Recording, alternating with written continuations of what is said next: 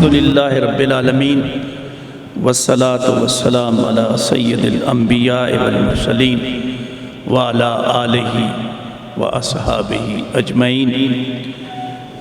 گرامی منزلت سید یوسف رضا زیدی صاحب، جناب عنایت علی صاحب، جناب محمد خان نیازی صاحب،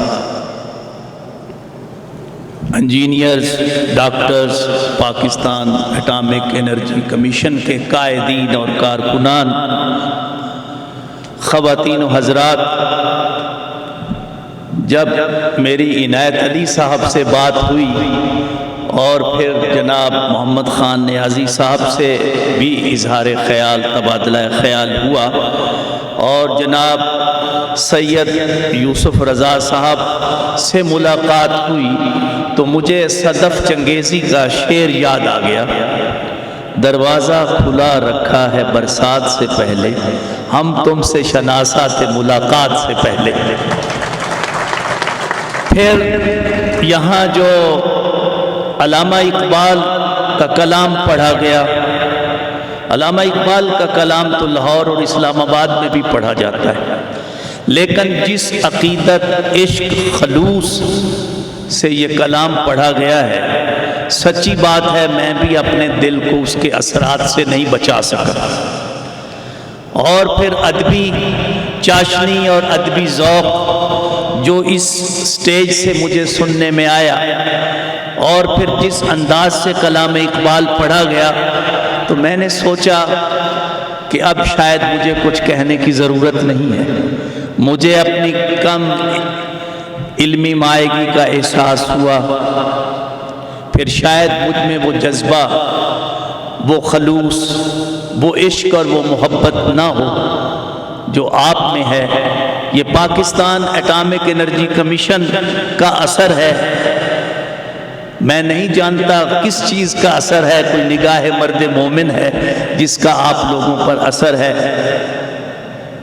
لیکن چونکہ آپ نے مقامی مقررین کو نہیں بلایا، اس لیے میرا بولنا اب واجب ہو گیا ہے۔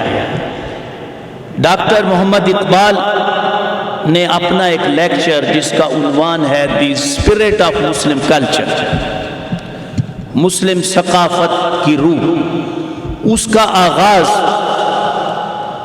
اس طرح کیا ہے کہ عبد القدوس گنگوہی رحمۃ اللہ علیہ ایک مشہور صوفی گزرے ہیں، وہ حالت وجد میں کہنے لگے کہ محمد عربی آسمانوں کی نہایت بلندی پر شب معراج کو پہنچے اور قرب الہی کی انتہائی منزل پا لینے کے بعد پھر زمین پر پلٹ آئے۔ اللہ کی قسم، اگر عبد القدوس قرب الہی کی اس منزل پہ پہنچتا تو کبھی زمین پر پلٹ کر نہ آتا۔ علامہ اقبال نے فرمایا یہی تو ولی اور نبی میں فرق ہے، یہی تو صوفی اور نبی میں فرق ہے۔ صوفی قرب الہی میں سرشار رہتا ہے، اسی میں سکون اور اسی انبساط میں مست رہتا ہے، لیکن نبی قرب الہی میں پہنچ کر ہدایت الہی کے نور سے مستنیر ہو کر اہل زمین کی طرف پلٹتا ہے تاکہ ان کی تقدیر کو بدل دے۔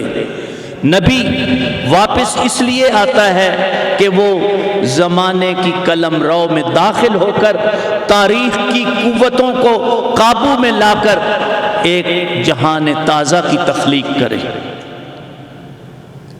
نبی کا یہ فریضہ اور منصب ہے کہ وہ جد و جہد اور عمل کرتا ہے اور بنی نوع انسان کی تقدیر بدل کے ایک جہان تازہ کی تخلیق کرتا ہے۔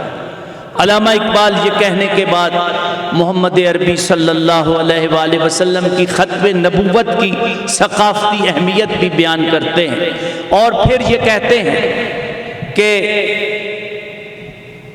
the birth of Islam was a birth of inductive intellect۔ بڑی خوبصورت بات ہے، بڑا تاریخی جملہ ہے۔ انہوں نے کہا کہ اہل یونان منطق میں، فلسفہ میں بہت مشہور تھے، لیکن ان کا موضوع بحث صرف حضرت انسان ہوا کرتا تھا۔ وہ انسان کے بارے میں سوچا کرتے تھے، انسان کی حیثیت، اس کی ماہیت، لیکن انہوں نے کبھی کائنات کے بارے میں نہیں سوچا۔ اور یونانی یہ بھی کہا کرتے تھے کہ مادہ اور حواس خمسہ یہ فریب نظر ہے، میٹر کی کوئی حقیقت نہیں، اور ہمارے جو حواس خمسہ ہیں ان کی کوئی اہمیت نہیں۔ لیکن اسلام جب آیا تو اس نے بنی نوع انسان کی توجہ کائنات کی وسعتوں کی طرف مبذول کرائی، اور چیونٹیوں کا ذکر کیا، نمل کا ذکر کیا، بکرا کا ذکر کیا، اور یہ کہا کہ شہد کی مکھی کو بھی وحی کی جاتی ہے، وہی ایک حادثہ زیست کے طور پر پیش کیا۔ اور یونانی جو صرف فلسفے کو اہمیت دیتے تھے، ارسطو، سقراط، فلاسفر کنگ کے قائل تھے، وہ کہتے تھے کہ جو ہمارے حواس خمسہ کے ذریعے علم حاصل ہوتا ہے وہ حقیقی علم نہیں ہے۔ لیکن قرآن نے اس طرف توجہ مبذول کرائی کہ حواس خمسہ بھی علم کا ایک ذریعہ ہے، اور قرآن مجید نے یہ کہا لَهُمْ قُلُوبٌ لَا يَفْقَهُونَ بِهَا، ان کے دل و دماغ ہیں لیکن سوچتے نہیں۔ لَهُمْ أَعْيُنٌ لَا يُبْصِرُونَ بِهَا، ان کی آنکھیں ہیں دیکھتے نہیں۔ لَهُمْ أَذَانٌ لَا يَسْمَعُونَ بِهَا، ان کے کان ہیں سنتے نہیں۔ اولئک کالانعام بل ھم اضل، وہ تو چوپائے ہیں بلکہ ان سے بھی بدتر ہے۔ تو قرآن مجید نے تجربے اور مشاہدے کی اہمیت پر زور دیا، اور محمد رسول اللہ صلی اللہ علیہ وآلہ وسلم نے دنیا کے سامنے انڈکٹیو انٹلیکٹ کا دروازہ کھولا جو تمام نیچرل سائنسز کی ابتدا اس سے ہوئی۔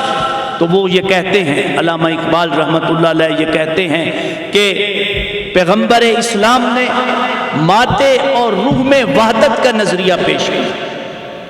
انہوں نے یہ نہیں کہا کہ زندگی میں تفریق ہے، یہ ہمارے روحانی تقاضے ہیں، یہ ہمارے مادی تقاضے ہیں، یہ دین ہے، یہ دنیا ہے، بلکہ انہوں نے ایک کائنات کا بہت مربوط، وسیع اور عمیق تصور پیش کیا، اور کائنات میں ایک ایک ذرے کو اہمیت دی۔ اقبال کہتے ہیں کہ ایک ذرے سے لے کر الٹیمیٹ ریئلٹی اللہ تک خودیوں کا ایک سلسلہ ہے۔ ذرے میں بھی شعور ہے، ذرے میں بھی الیکٹران پروٹون کا تحرک موجود ہے، اور کائنات ساری مربوط ہے۔ پھول میں، شبنم کی لطافت میں، دریاؤں کی روانی میں، پہاڑوں کے جماؤ میں بھی اللہ تعالیٰ موجود ہے۔ اللہ صرف عرش پہ نہیں بیٹھا بلکہ اللہ تو ہر جگہ موجود ہے، وہ مومن کے دل میں موجود ہے۔ اینما تولوا فثم وجہ اللہ۔ تو یہ اقبال نے اس حقیقت کو بہت واضح اور پرزور انداز سے بیان کیا کہ اسلام نے جو ہمیں پیغام دیا وہ یہ پیغام دیا کہ علم کا ذریعہ صرف فلسفہ نہیں، علم کا ذریعہ صرف عقل نہیں، بلکہ علم کا ذریعہ حواس خمسہ بھی ہیں۔ اور آپ نے کہا کہ the Muslims were the pioneers of inductive method, مسلمانوں نے دنیا کو سائنس کا راستہ دکھایا، مسلمانوں نے دنیا کو وحدت حیات کا راستہ دکھایا۔ اور انہوں نے، علامہ اقبال کا ایک بڑا مشہور شعر ہے کہ کمال وحدت عیاں ایسا کہ نو کے نشتر سے تو جو چھیڑے، یقین ہے مجھے گرے رگے گل سے قطرہ انسان کے لہو کا۔ پوری کائنات مربوط ہے انسان کے ساتھ، نباتات، جمادات، حیوانات، سب چیزوں کا انسان کے ساتھ رشتہ ہے۔ اور یہ تصور علامہ اقبال نے پیش کیا۔ اور علامہ اقبال نے یہ تصور کیوں پیش کیا؟ اس لیے کہ اس دور میں مسلمان مغلوب تھے، مسلمان محکوم تھے، اور یورپ کی استعماری طاقتوں نے ایشیا اور افریقہ کے کئی ملکوں کو غلام اور محکوم بنا لیا تھا۔ تو علامہ اقبال نے بتایا کہ یہ جو ان کا تفوق، ان کا اقتدار، ان کی طاقت ہے، یہ سائنس کی مرہون منت ہے۔ اور اسلام نے ہمیں یہ پیغام دیا تھا کہ آدم علیہ السلام حضرت انسان زمین پر خدا کا نائب ہے۔ نیابت الہیہ سے کیا مراد ہے؟ نیابت الہیہ سے یہ مراد ہے کہ اللہ تعالیٰ نے اپنے آپ کو تو غیب کے پردوں میں مستور رکھا اور اس نے انسان کو پیدا کیا. لقد خلقنا الانسان فی احسن تقویم. اور پھر ایک جگہ ایک حدیث میں فرمایا گیا کہ اللہ تعالیٰ نے خلق اللہ آدم علی صورت، اللہ تعالیٰ نے آدم کو اپنی صورت میں پیدا کیا. ایک اور جگہ کہ عربی دان کہتے ہیں علی صورت ہی سے یہ بھی مراد ہے کہ اللہ تعالیٰ نے آدم کو موزوں ترین، مناسب ترین، آسن ترین صورت میں پیدا کیا. لیکن دوسری حدیث بھی ہے خلق اللہ آدم علی صورت الرحمن، اللہ تعالیٰ نے آدم کو رحمان کی صورت پہ پیدا کیا. جب انسان کو پیدا کیا تو پھر انسان کو اپنا نائب بنایا، علم کی وجہ سے نائب بنایا، اور پھر حضرت انسان کو یہ حکم دیا کہ وہ زمین پر جائے اور اللہ تعالیٰ کے نائب کی حیثیت سے فطرت کو مسخر کر کے توانائی اور طاقت حاصل کرے. شاید انسان کی فطرت کا یہ تقاضا تھا کہ اس کو بخشی ہوئی جنت منظور نہیں تھی، انسان اپنے عمل سے جنت حاصل کرنا چاہتا تھا. اس لیے آدم زمین پر آیا اور اس نے عمل کے ذریعے جنت حاصل کرنے کا تہیہ کیا. اور آدم علیہ السلام نے جو نائب خدا ہے، یہ نائب خدا کا تصور آپ دیکھیں تورات میں اور انجیل میں نہیں ہے، صرف قرآن مجید میں آدم علیہ السلام کے بارے میں بتایا گیا ہے کہ وہ نائب خدا تھے. کیونکہ دنیا کمیونیکیشن کے ذریعے اب دنیا مربوط ہو رہی تھی اور انسان کا ذہنی طور پر اتنا بالغ ہو رہا تھا کہ اب استقرائی دانش کے دروازے کھلنے والے تھے، سائنس کے دروازے کھلنے والے تھے. تو اس لیے آدم علیہ السلام کی نیابت الہیہ کے تصور کو علامہ اقبال نے خودی کی آخری منزل قرار دیا ہے. نیابت الہیہ کہ نیابت کے انسان کا اصل منصب اس دنیا میں یہ ہے کہ وہ خدا کا نائب بنے، اور خدا کا نائب وہ اعلیٰ اخلاق، اعلیٰ کردار، اعلیٰ عمل سے ہی نہیں بن سکتا جب تک کہ وہ توانائی، قوت اور طاقت حاصل نہ کرے. اور طاقت اور توانائی تسخیر فطرت سے حاصل ہوتی ہے، مادے کو اسیر کرنے سے حاصل ہوتی ہے. تو علامہ اقبال نے سائنس اور دین میں ہم آہنگی ڈسکور کرنے کی کوشش کی. ان کے جتنے خطبات آپ پڑھیں ان سارے خطبات میں انہوں نے یہ کہا ہے کہ سائنس اور مذہب میں تضاد نہیں، بلکہ سائنس اور مذہب میں ہم آہنگی ہے، ان میں ہارمنی ہے، یہ دونوں ایک ہی ہیں. بڑی ایک خطبے میں علامہ اقبال نے بڑی خوبصورت بات کہی. آپ نے کہا کہ جس طرح صوفی عبادت کرتا ہے اللہ کی، غور و فکر کرتا ہے اللہ تعالیٰ کی ذات میں، اسی طرح ایک سائنسدان فطرت کے قوانین میں غور و فکر کرتا ہے. دونوں ہی عبادت الہیہ میں مصروف ہیں. انگریزی میں وہ کہتے ہیں the truth is that all search for knowledge is a form of prayer. علم کی ہر کوشش، علم کی ہر تلاش ایک عبادت ہے. The scientific observer of nature، اس پر غور کریں آپ، سائنسدان سارے بیٹھے ہیں. The scientific observer of nature is a kind of mystic seeker in act of prayer. جو فطرت کے نوامیس اور فطرت کے رازوں کو تلاش کرتا ہے وہ عبادت الہیہ میں مصروف ہے، وہ عبادت کر رہا ہے. اور ذرا غور کیجئے کہ اللہ تعالیٰ، اقبال نے اس کی بڑی وضاحت کی ہے کہ اللہ کا ایک وہ وجود ہے کل یوم ہو فی شان، ہر روز وہ ایک نئی شان میں. اور وہ نئی شان آپ کو کہاں نظر آتی ہے؟ کہیں موسموں کے تغیر و تبدل میں، کہیں لیل و نہار کے آگے پیچھے جانے میں، کہیں قمر کی نشانیوں میں، کہیں سورج کی نشانیوں میں. اور اللہ کہتا ہے قرآن مجید میں سَنُرِيهِمْ آیاتنا فی الآفاق والانفس، ان قریب ہم آپ کو آیات دکھائیں گے عالم آفاق میں اور عالم انفس میں۔ تو عالم آفاق کی جو آیات، عالم آفاق کی جو نشانیاں ہیں، ان کو جو شخص تلاش کرتا ہے وہ بھی عبادت الہیہ میں مصروف ہے، وہ بھی اللہ تعالیٰ کی عبادت کر رہا ہے، اور جو عالم انفس میں غور و فکر کرتا ہے وہ بھی اللہ تعالیٰ کی عبادت کر رہا ہے۔ اور بڑی ایک اور خطبہ میں علامہ اقبال نے کہا کہ we are living in life of God. غور کرنے کی بات ہے، یہ جو نیچر ہے، یہ جو فطرت ہے، یہ دراصل لباس ہے جو الٹیمیٹ ریالٹی نے پہنا ہوا ہے۔ جب کائنات پر آپ غور و فکر کرتے ہیں تو یہ بھی ایک قسم کا اسی کی نشانیاں آپ کو ملتی ہیں۔ اور علامہ اقبال نے کہا the spirit finds its opportunities in natural. The spirit means روح۔ علامہ اقبال یہ کہتے ہیں تعبیر کائنات جو ہے وہ کہتا ہے تین چیزوں کی آج بنی نوع انسان کو ضرورت ہے۔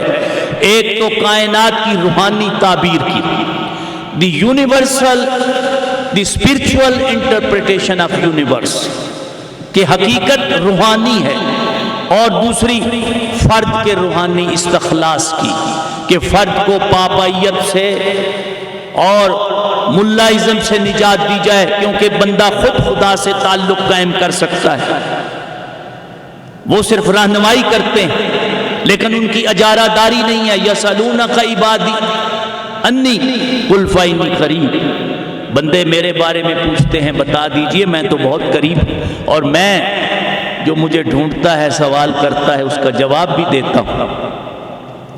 تو علامہ اقبال نے کہا the spirit finds its opportunities in the natural, secular, and secular is sacred therefore in its root of being۔ تو ان کے نزدیک مادہ بھی مقدس ہے۔ اور ایک حدیث کا حوالہ دیتے ہیں علامہ اقبال، کہتے ہیں کہ محمد رسول اللہ صلی اللہ علیہ وسلم نے فرمایا کہ میری امت کے لیے ساری زمین کو مسجد بنا دیا گیا ہے۔ تو ساری زمین مقدس ہے، مادہ بھی مقدس ہے، کیونکہ مادے کی جو اوریجن ہے وہ بھی روحانی ہے۔ تو علامہ اقبال نے یہ تصور پیش کیا۔ میں ذرا اس کو اور ذرا کھول کے بیان کرتا ہوں ایک حکایت کی صورت میں جو علامہ اقبال کی زندگی میں ہے، کہ علامہ اقبال کو سر راس مسعود کی بیگم نے بلایا کہ آپ میرے گھر آئیے اور برکت ہوگی۔ تو علامہ اقبال نے کہا میں جاؤں گا۔ ان کے ملازم بھی ان کے ساتھ تھے، علی بخش وہ بھی ساتھ تھے۔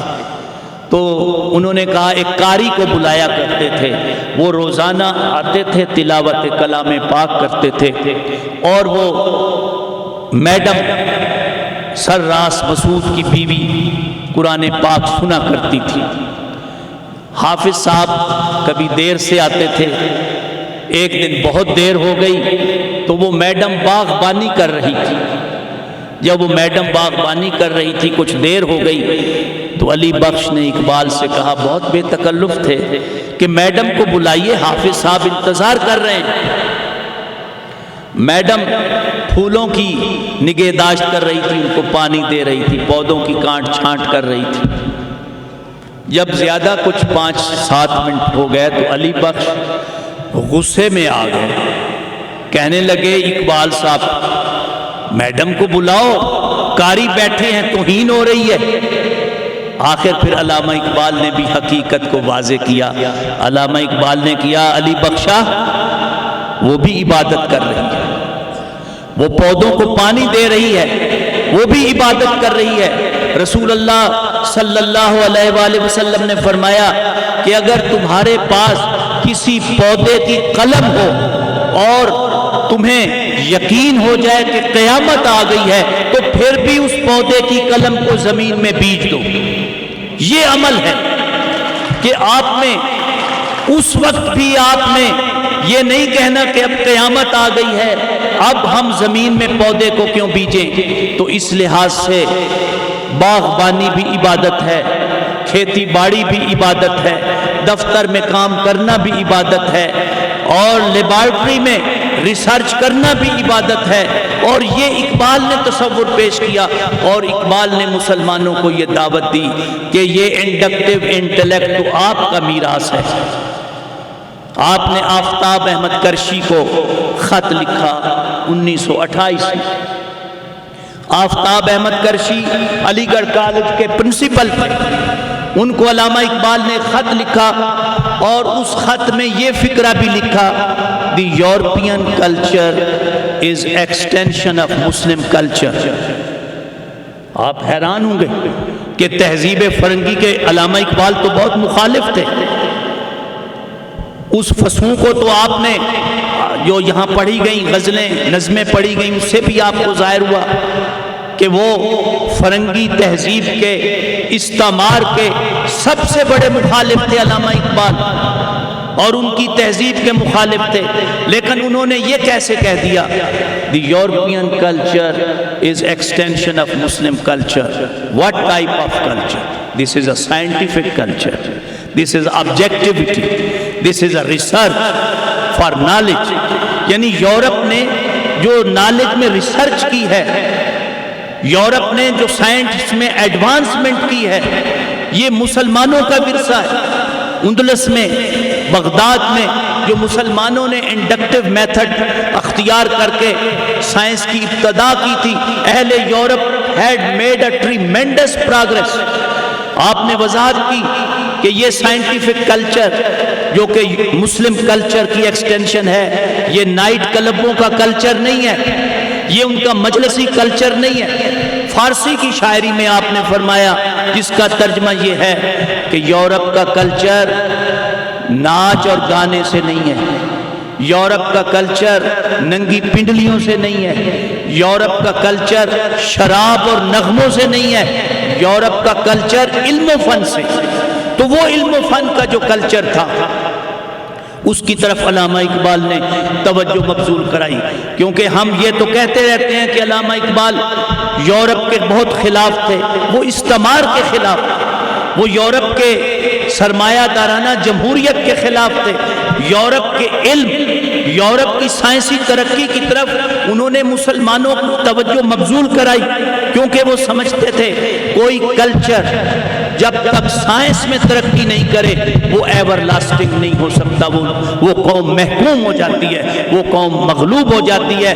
اس لیے علامہ اقبال نے کہا، پہلے تو انہوں نے مسلمانوں کو جو کہ تقدیر پر بھروسہ کیے ہوئے تھے، ان کے بارے میں آپ نے ان کو سمجھایا، اور پھر آپ نے ایک بہت مشہور شعر ہے، آپ کو معلوم ہے، وہ یہ ہے کہ مشرق سے ہو بیزار نہ مغرب سے حذر کر، مشرق سے ہو بیزار نہ مغرب سے حذر کر، فطرت کا اشارہ ہے ہر شب کو سحر کر۔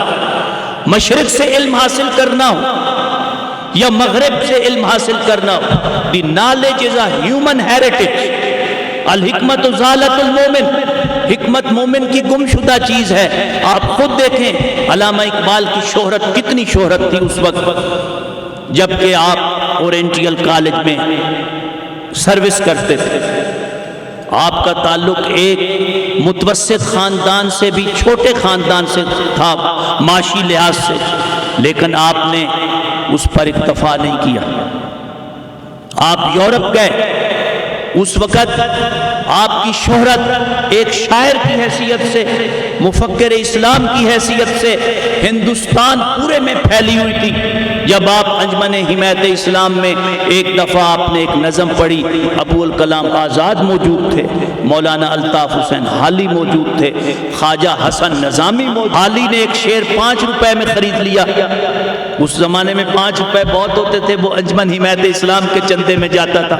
ابو الکلام آزاد نے تعریف کی، اور جب نوجوان اقبال، اس وقت ان کی عمر 22-23 سال تھی، جب نوجوان اقبال نیچے سٹیج سے اترے تو خواجہ حسن نظامی رحمت اللہ علیہ سجادہ نشین نظام الدین اولیاء اپنا امامہ اتار کے نوجوان اقبال کو پہنا دیا کہ آپ اس کے زیادہ حقدار ہیں۔ اتنی شہرت تھی، لیکن آپ نے اس پر بس نہیں کی، آپ نے کہا میں جاؤں گا پڑھنے کے لیے دیکھوں گا یورپ کی طاقت کا راز کیا ہے. انہوں نے ہمیں محکوم بنا لیا ہے. انڈیا کا بھی بہت بڑا کلچر تھا, ہماری یہاں 700 سال تک حکومت رہی, لیکن ان کا کیا طاقت کا راز ہے. تو پھر علامہ اقبال جب جاتے ہیں, آپ نے پڑھا ہوگا کہ خواجہ حسن نظامی اور باقی معززین اور اکابرین ریلوے اسٹیشن پر موجود تھے استقبال کے لیے. غالب کے مزار پہ پہلے آتے ہیں, پھر نظام الدین اولیاء کے مزار پہ جاتے ہیں, اور وہاں التجائے مسافر کے نام سے ایک نظم پڑھتے ہیں. اس میں یہ کہتے ہیں, چلی ہے لے کے وطن کے نگار خانے سے شراب علم کی لذت کشاں کشاں مجھ کو.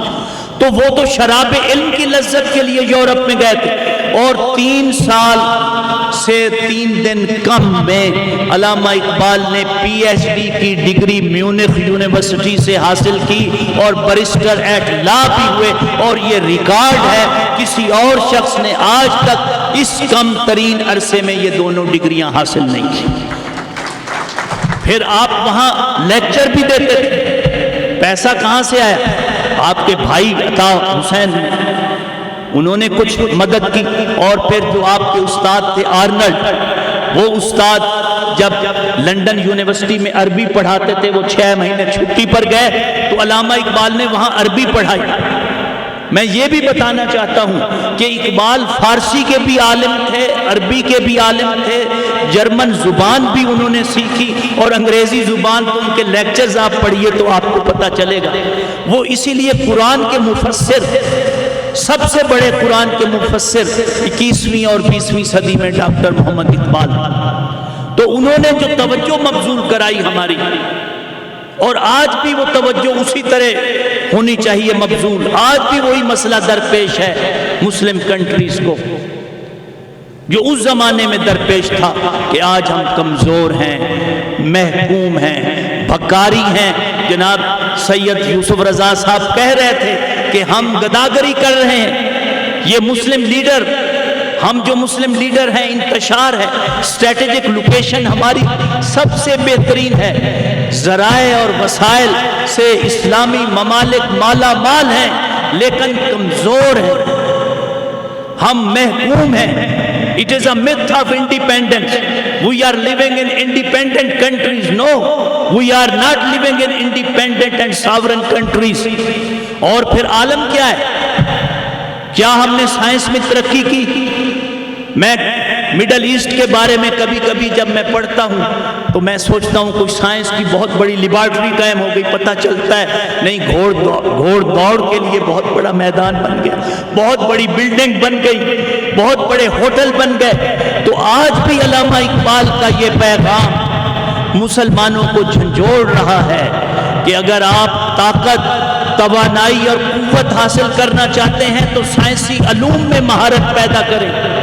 سائنسی علوم میں مہارت پیدا کر کے آلات میں, ہتھیاروں میں, میڈیسنز میں, ہر چیز میں آپ خود کفالت حاصل کریں. اور مسلمانوں کا کیا حال ہے؟ آپس میں لڑ رہے ہیں. اور اس زمانے میں اقبال نے کہا تھا, آپ کو یاد ہوگا, یہ بڑے مشہور اشعار ہیں اقبال کے, منفعت ایک ہے اس قوم کی, نقصان بھی ایک. منفعت ایک ہے اس قوم کی, نقصان بھی ایک ہی سب کا نبی, دین بھی ایمان بھی ایک, حرم پاک بھی اللہ بھی قرآن بھی ایک. کچھ بڑی بات نہیں ہوتے جو مسلمان بھی ایک. فرقہ بندی ہے کہیں, فرقہ بندی ہے کہیں, اور کہیں ذاتیں ہیں. کیا زمانے میں پنپنے کی یہی باتیں ہیں؟ ابھی بھی اجمی اور عربی کا فرق ہے, ابھی بھی اجمی اور عربی کی آویزش ہے, ابھی بھی ہم آپس میں لڑ رہے ہیں. ایک ہی مسلم حرم کی پاسبانی کے لیے نیل کے سائل سے لے کر تابخا کے کاش ہے. کیا ایک تو یہ پیغام تھا اقبال کا, یہ ریلیونس ہے اقبال کی کرنٹ سچویشن کے لیے کہ آج اقبال ایک غیر متنازع لیڈر ہے. سب اس کو تسلیم کرتے ہیں, لیکن اقبال ہم سے زیادہ اہل ایران نے اس کو اپنایا ہے. میں 2006 میں ایران میں گیا, وہاں ایک یونیورسٹی کے وائس چانسلر سے میری میٹنگ تھی. تو اس نے مجھے کہا mister Sial how many verses of Iqbal you have remember, آپ کو کتنے یاد ہیں؟ میں نے اپنے گریبان میں جھانکا تو مجھے تو بہت تھوڑے یاد تھے، پتہ نہیں 40 یاد ہوں گے 50 یاد ہوں گے۔ اس نے کہا کہ ہماری کسی یونیورسٹی میں کوئی طالب علم اس وقت تک داخلہ نہیں لے سکتا جب تک اسے اقبال لاہوری کے 100 اشعار یاد نہ ہوں۔ اب آپ بتائیں ہماری اقبال فراموشی کا کیا حال ہے؟ ہم اقبال کے کتنے اشعار ہمیں یاد ہیں، اور جب اس کے اشعار ہمیں یاد نہیں ہوں گے تو اس کے پیغام ہمیں کتنے یاد ہوں، اس کا پیغام ہمیں کس قدر یاد ہوگا۔ تو علامہ اقبال رحمۃ اللہ علیہ کا ایک پیغام جو کرنٹ سچویشن ہے مسلم کنٹریز کی، اس میں یہ ہے کہ ہم میں اتحاد اور اتفاق ہو، اور دوسرا ایک اور پیغام ہے جو پورے عالم اسلام کے لیے بھی ہے اور پوری دنیا کے لیے بھی ہے۔ سائنس کی علامہ اقبال نے بڑی تعریف کی، اس کے بغیر طاقت اور توانائی حاصل نہیں ہو سکتی، لیکن آپ نے یہ بھی فرمایا کہ یہ سائنس اگر لا دین ہو، یہ سائنس میں اگر ویژن نہ ہو تو یہ سائنس تباہی کا پیش خیم ہے، یہ انسانیت کو ختم کر دے گی۔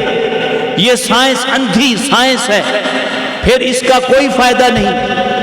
بصیرت بھی ہونی چاہیے، اعلیٰ اخلاق بھی ہونا چاہیے، مذہب بھی ہونا چاہیے۔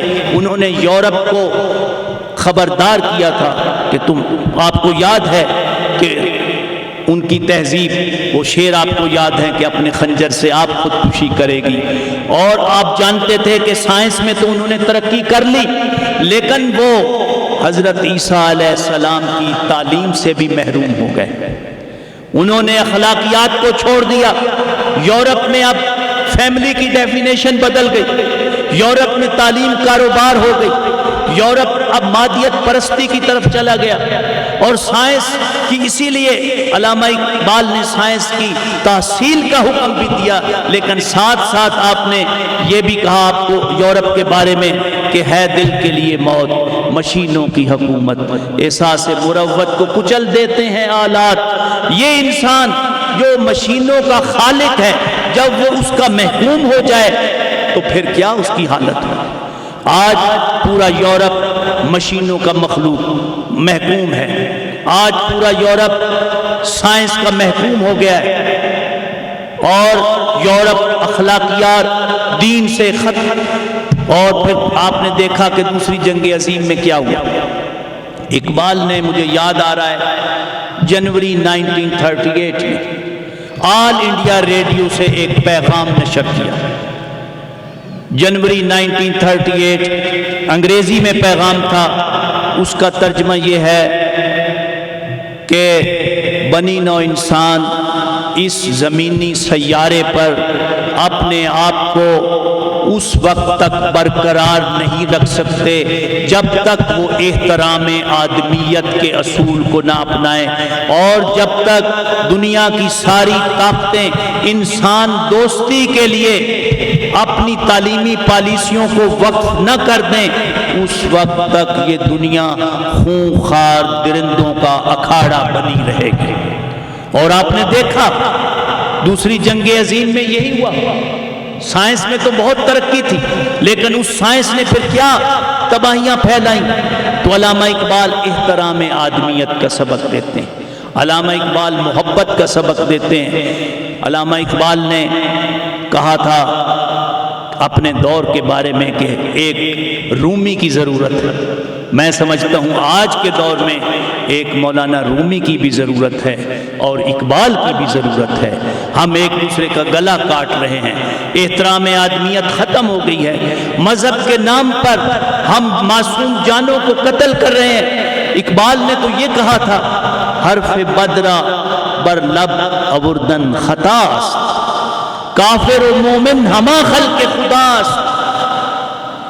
کسی کے بارے میں اپنی زبان پر برا لفظ نہ لے آؤ، کافر اور مومن اللہ کی مخلوق ہے۔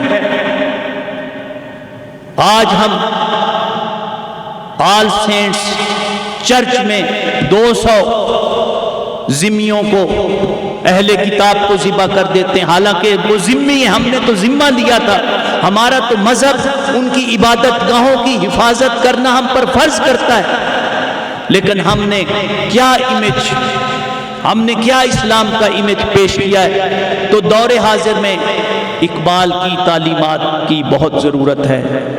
عالم اسلام کو اور پاکستان کو بالخصوص، جس پاکستان میں اب ہم ایک دوسرے سے دست بگریباں ہیں، محبت اور عشق کا جو سبق علامہ اقبال نے دیا تھا، علامہ اقبال کے سکھ بھی دوست تھے، علامہ اقبال کے ہندو بھی دوست تھے۔ آپ دیکھیں جو ان کا پی ایچ ڈی کا مقالہ ہے وہ انہوں نے کس کے نام معاون کیا ہے؟ انتصاب کس کے نام ہے؟ پروفیسر آرنلڈ کے نام۔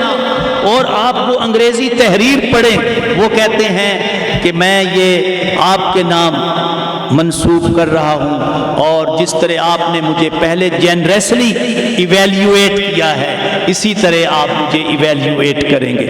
پروفیسر آرنلڈ کی بڑی عزت کرتے تھے، میر حسن کی بھی تو آپ کو پتہ ہی ہے، وہ تو کسی سے پوشیدہ نہیں ہے، اور سکھ آپ کے دوست تھے آپ کے۔